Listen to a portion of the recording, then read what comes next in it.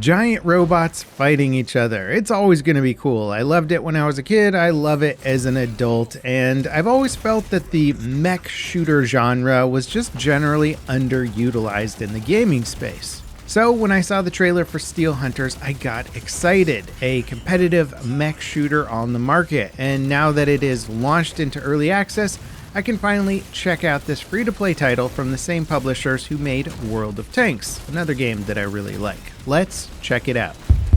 So in Steel Hunters, you get to pick a giant robot mech that you get to play as. The mech art is really cool, and then you get to bash around a map fighting players and NPCs, completing objectives, and then you extract. There's also really cool environmental destruction where you can just smash through buildings mid-combat. It makes me feel like I'm playing a 90s anime. Now, before I get deeper into the experience, I want to give a big thanks to Wargaming for sponsoring this video. If you want to check out Steel Hunters for yourself, use my link in the video description. The game is totally free to play, available on PC, and it looks gorgeous. Now, if you've heard anything about Steel Hunters before, you may have heard it referred to as a mech-based battle royale, which honestly just doesn't really explain the gameplay loop properly. Steel Hunters main mode, Last Stand, plays a bit more like a hardcore team deathmatch with upgrades, ammos, and other supporting items scattered around to loot.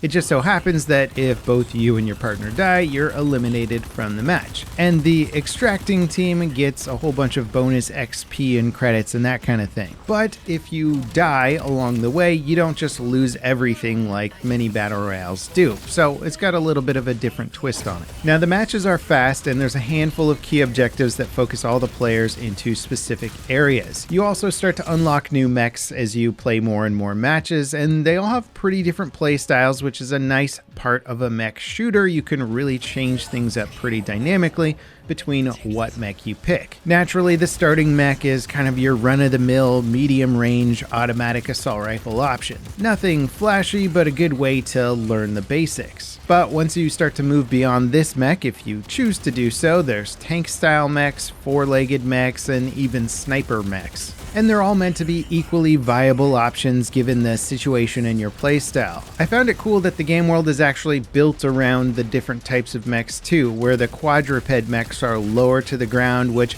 makes them able to use a lot more cover in the environment that not all the mechs can take advantage of. While bipedal mechs tend to have weapons and abilities that let them play a little more aggressively with stuff like instant shield recharging. One of my favorite mechs was quadrupedal that had basically a full auto shotgun, which definitely won me a bunch of games, and I want to talk about that in just a second. Now the health system is broken down into both shields and your basic health pool. Once your shields are down, they will recharge after a short cooldown, but if you take damage then, it goes to your basic health pool. The starting mech actually has a pretty good ability that instantly restores part of your shield even when they're fully depleted, which is super useful. I played several matches with this mech and went up against a lot of players using it, and it's honestly pretty scary when you think you've taken down an enemy player's shields only to have them recharge mid-combat and you have way overcommitted yourself to a battle. Now that said, I ended up taking a lot of big risks for the big rewards, and I tend to get the feeling that that's what Steel Hunters is encouraging me to do. You could always sit back and sort of plink away at enemy teams and try and avoid losing your shields, but close quarter combat seems to be where all the mechs and their abilities really shine. Now the environment is also carefully crafted around multiple playstyles with a mix of hardcover and destructible buildings that you can quite literally run through if you want to. It's an interesting dynamic being able to exploit visible cover like trees and buildings to both get away from enemies but also to surprise them by bursting through a wall Kool-Aid Man style. And the combat itself feels very on brand for wargaming. If you've ever played World of Tanks or Project CW, the idea of weak points that reward you with critical hits is going to be really familiar. It's certainly not on the same depth of World of Tanks when it comes to armor penetration and glancing shots and all of that fun stuff, but there's still plenty of nuance and depth to maximizing your damage by going for the weak spots. Knocking shields down and going for the weak point really is the best way to kind of maximize your effectiveness in combat. And what I like about this is that they could have easily created a really complex armor system that's not intuitive and requires a lot of out-of-game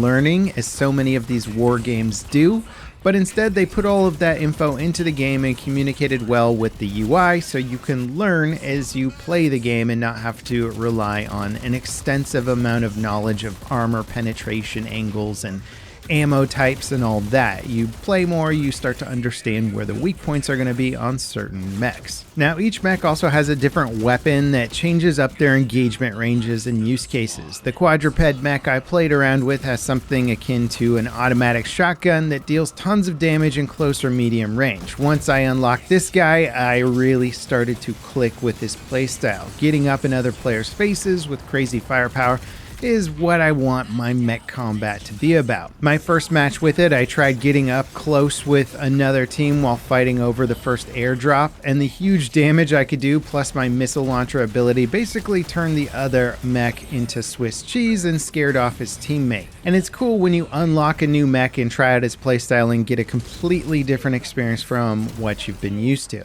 Now, over the course of a match, a handful of objectives will spawn, like airdrop containers that have power-ups and areas with rogue drones, which you can eliminate for similar bonuses. These objectives are going to be active for all the players in a match, so you'll often get 2 or 3 teams fighting over a single objective. And the power-ups you get from them improve your core stats like shield and health and damage output, and you don't want to play on the sidelines or you'll just simply get overpowered as the other teams get all the upgrades. Now, personally, I preferred going after other players instead of focusing on NPCs, so I prioritized the airdrops. They're pretty fast to unlock and they have some big rewards in them, like the Colossus kit, which lets you transform into an absolutely massive mech for 1 minute. And this thing does crazy amounts of damage and can easily hold off another team of mechs. I honestly wasn't expecting a power-up like this, so the first time seeing it was quite cool.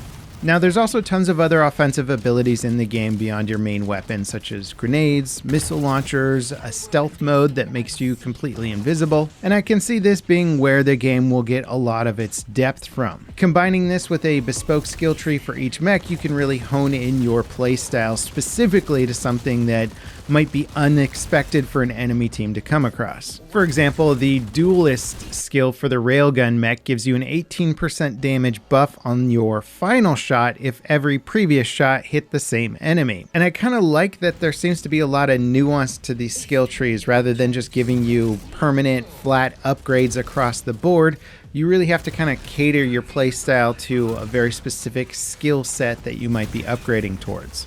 Now, each match ultimately ends in an extraction where the remaining teams fight over a marked location. Whoever holds the location when the timer runs out or eliminates all the remaining teams will win. So it's very much a Royale experience in this sense. However, you do still get XP and make progress if you lose, so it's not like a massive waste of your time if you don't finish in first. And I actually like this a lot. It makes your defeats feel a little bit less wasteful of your time, and victories are still just as exciting due to the massive bump in progress. Pretty early on, I realized that getting the Colossus kit and using it to kick out enemies from the extraction zone seems like one of the best strategies. But getting this kit requires unlocking the level 5 airdrop, so you really have to move quickly before another team is able to grab it. Once you have it though, you're basically unstoppable for an entire minute. There were multiple matches where I used the Colossus kit to take the extraction point from another team, or used it to hold another team off while they waited for their timer to hit 0.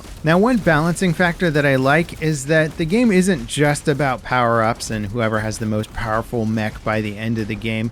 If an enemy team has superior positioning to you, it can be really hard to push them, kill them, move them off of an objective. I had a match where a team locked down the extraction behind a rock wall, and there was just no way that I was going to be able to win that fight. If I had the Colossus kit, I might have been able to give my team a real fighting chance, but even then the Colossus kit lasts for a minute, so you really have to time it properly.